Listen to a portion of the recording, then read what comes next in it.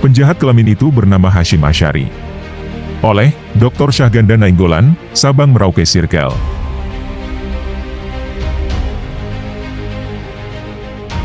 DKPP telah memecat Ketua KPU Hasyim Asyari karena terbukti bersetubuh dengan CAT, anak buahnya di KPU Den Haag, Belanda.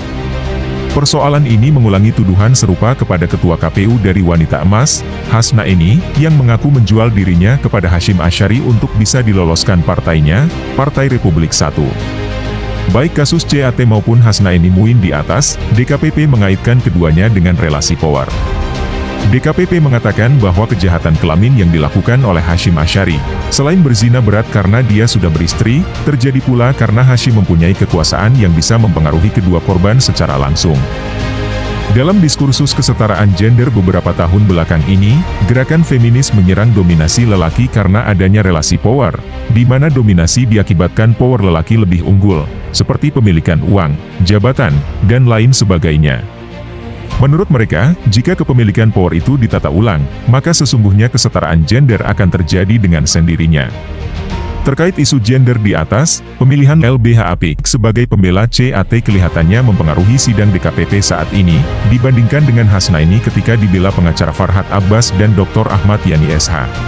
LBH Apik memang sangat terlatih melihat kejahatan kelamin yang dilakukan lelaki, dalam hal ini Ketua KPU, terkait dengan penyalahgunaan kekuasaan.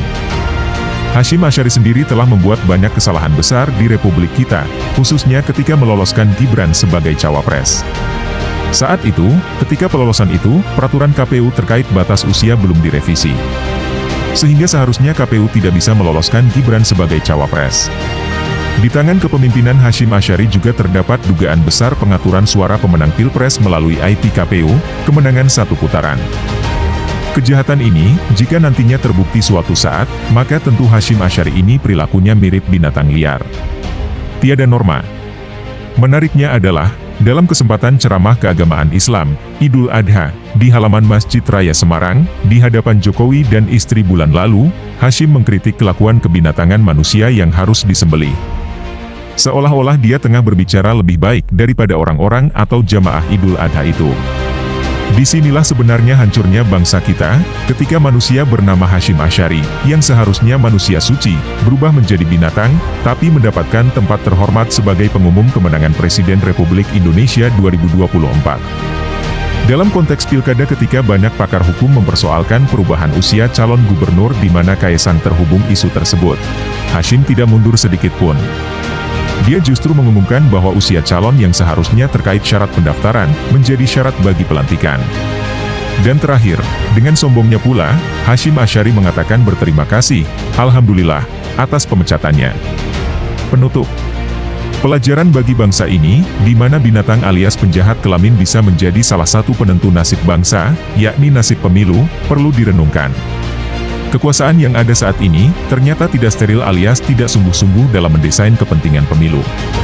Pada saat lalu, misalnya era 1955 maupun 1999 pemimpin pemilu benar-benar berdedikasi. Artinya mereka dipilih oleh elit-elit bangsa yang dedikasinya tinggi sekali. Pemilu 2024 ini mungkin adalah pemilu terburuk sepanjang sejarah kita.